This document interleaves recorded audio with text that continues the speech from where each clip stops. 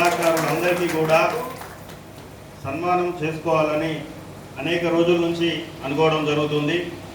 కళాకారులు అంటే మొదట్లో 99 అంటే 1999లో సింగరేణి స్కూల్లో చదువుకున్నా నేను. అప్పుడు 10th క్లాస్లో అప్పుడే ఏఐఎస్ఎఫ్ విద్యార్థి సంఘంలో మరి అప్పుడు సామాన్య నేతృత్వంలోనే నేను విద్యార్థి సంఘంలో చేరడం జరిగింది. అప్పటి నుంచి కళలు అంటే నాకు అప్పుడే కొంచెం తెలుసుకున్నా. సామాన్య కానివ్వండి, లచ్చన్న, జాకబన్న, చీకటంజన్న, వీళ్ళు సీనియర్లు అన్నట్టు.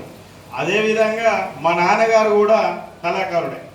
అంటే సింగరేణి వంటి వేషాలు కానివ్వండి, మా నాన్నగారు కూడా గాయకుడే.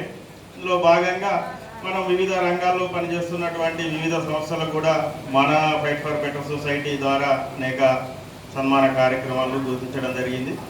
సామాన్లను అడగడం జరిగింది, అన్న మన దగ్గర కళాకారులు మరి నాకైతే అవగాహన లేదు, ఎంతమంది ఉంటారో, మీరైతేనే దాదాపు 50 సంవత్సరాల నుంచి పార్టీ వివిధ కళా సంస్థల్లో మీకు తెలిసిన వారు మిత్రులు ఉంటారు. అంటే తమ్ముడు నేను అవన్నీ ఏర్పాటు చేస్తా, నువ్వు ప్రోగ్రామ్ డేట్ అంతా ఫిక్స్ చేయాలంటే వాస్తవానికి దాని వెనుక దీని కష్టం అంతా సామాన్యనే. ఎందుకంటే దాదాపు ఒక 15 రోజుల నుంచి మొత్తం టీము మెంబర్స్ను ఇవన్నీ కూడా తయారు చేయడం జరిగింది.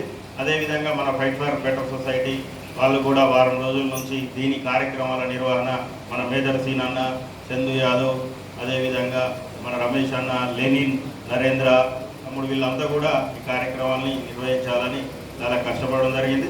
ఈ పుట్టినరోజు మీరందరూ నాకు ఆశీస్సులు ఇచ్చినందుకు ప్రత్యేక ధన్యవాదాలు తెలియజేస్తూ మరిన్ని సేవా కార్యక్రమాలు అదేవిధంగా సమాజంలో జరుగుతున్నటువంటి కొన్ని సమస్యల మీద పోరాడతామని ఈ సందర్భంగా తెలియజేస్తూ గౌరవ కళాకారులందరికీ వచ్చేసినందుకు పేరున నా తరఫున ధన్యవాదాలు తెలియజేస్తూ ఈ అవకాశం ఇచ్చిన వారికి ధన్యవాదాలు.